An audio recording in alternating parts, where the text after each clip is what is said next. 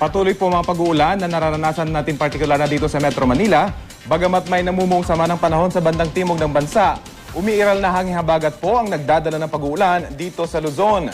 Nawala na po ang shallow low pressure area na huling namataan kahapon ng Pag-asa. Pero agad naman itong pinilitan na isa ring shallow low pressure area kanina lang madaling araw. Ang SLPA po na yan, huling namataan ng Pag-asa sa layong 210 kilometro silangan ng Timog, Mindanao. Base naman sa Weather Central, ang bagyo sa labas ng Philippine Area of Responsibility na may international name na Gochol, napanatili ang lakas bilang isang tropical storm at patuloy na lumalapit sa bansa. Kinagabihan bukas o Biyernes ng umaga ito inaasahang papasok ng Philippine Area of Responsibility at papangalanang Butchoy. Posible raw po nitong maapektuhan ang silangang bahagi ng Visayas at Luzon. Narito naman ang inaasahan dami ng ulan na bubuhos sa bansa sa loob ng isang oras ngayong tanghali. Base sa datos ng Weather Central, 2.8 millimeters naman ng ulan ang inaasahan sa buong araw.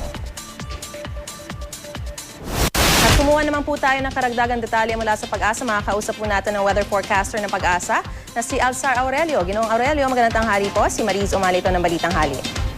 Magandang umaga po, Maris. Alzar, kumusta na yung binabantayang bagyo na nasa labas ng Philippine Area of Responsibility? Bukas pa rin ba ang posibleng pagpasok nito sa bansa? Opo, patuloy siyang kumikilos na pagkanluran at inaas natin maaaring bukas ng gabi o sa Friday morning papasok ito sa Philippine Area of Responsibility. Tama po kayo, nanatili pa rin sa kanyang lakas na 65 km per hour at ang kanyang gustiness naman ay 80 km per hour. At pagpasok pa lang ito ni magiging Butchoy, bukas ng gabi o Friday morning ay wala pang direktang makakapekto sa alang bahagi natin bansa. Inaasahan natin, base sa dato natin, inaasahan po natin track itong paparating na bagyo at papangalan ng Butchoy ay katulad ng track ni Bagyong Ambo na kung saan ay lalapit ng kaunti sa eastern part ng Luzon at Visayas at paglapit ito ay sakala siya maglalayo patungo sa Japan. Ibig sabihin, kahit na wala pang direktang makakapekto, itong magiging Butchoy, palalakasin niya itong habagat. So magdadala pa rin ng pag-ulan, tsaka malakas ang hangin dito sa malaking bahagi ng Luzon at Visayas. At karagdagan pa rin ay babala po sa ating mga kababayan dito sa western section ng Northern at Central Luzon, kasama rin ang Northern Mindanao, na maging alerto sa mga posibleng flash flood at landslide dahil po yan sa hanging habagat na umiira sa Luzon at yung shallow low pressure area kung sana hindi umalis sa kanyang kilalagyan at doon pa rin ang kanyang layo, nasa layong 210 kilometers east ng Northern Mindanao. Sir, posible bang maging super typhoon yung bagyong tatawaging Butchoy? Sa ngayon, wala pa nasasabing maging super typhoon, pero may posibilidad itong lumakas at maging typhoon itong paparting na bagyo. At kung sakasakali mga gano'ng kalakas ba yung ulan na maaaring dalhin ito? Sa ngayon ay ang pinakamarami o pinakamalakas na ulan ang dala nitong si magiging Butchoy ay 15 millimeters kada oras.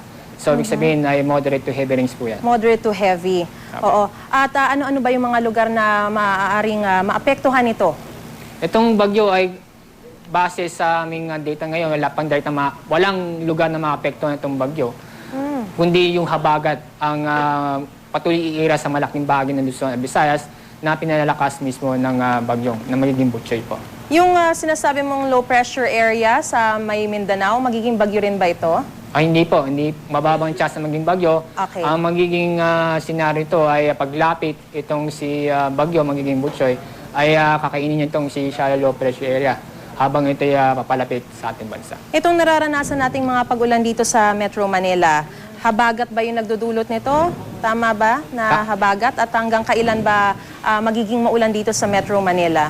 Tama po kayo, habagat nung naranasan natin nung kahapon dito sa Metro Manila, ibig sabihin ay mula ngayon hanggang sa weekends ay iira pa rin itong habagat na kung saan ay maapektuhan pa rin dito sa Luzon at Visayas, kung saan makaranas pa rin ng pag-ulan at malakas yung hangin. Oo, so ibig sabihin ngayong buong maghapon, yung naranasan natin na mga pag-uulan kanina ay mararanasan pa rin hanggang mamaya. Tama po kayo. So ano yung mga tips o yung mga paalala na maaari natin ibigay sa ating mga manonood, Alzar? Apo, una na po ay habang malayo pa ang itong bagyong paparating at maging butchoy, ay handa na po tayo, lalo na po sa silangang bahagi ng ating bansa, dito sa silangang bahagi ng Mindanao. Kasi unang lalapit itong butchoy. So maging handa po sila kapag nakaranas sila o may history na sila na pag malakas yung ulan, bumabaha na, so kusan silang lumikas. At paalala pa rin, maano po ating karagatan dito sa seaboards ng Luzon at western seaboard ng Visayas. Kaya huwag munang pumalaot ang ating mangingisda at ating maliliit na sasakyang pandagat. Kasama rin yung malalaking sasakyang pandagat na mag-ingat po sila sa malalaking alon. Dulot ng habagat kung saan dadala po ng malakas na hangin. At syempre, laging dadalhin yung mga panangga sa ulan. Maraming salamat, Alzar Aurelio, weather forecaster ng Pag-asa.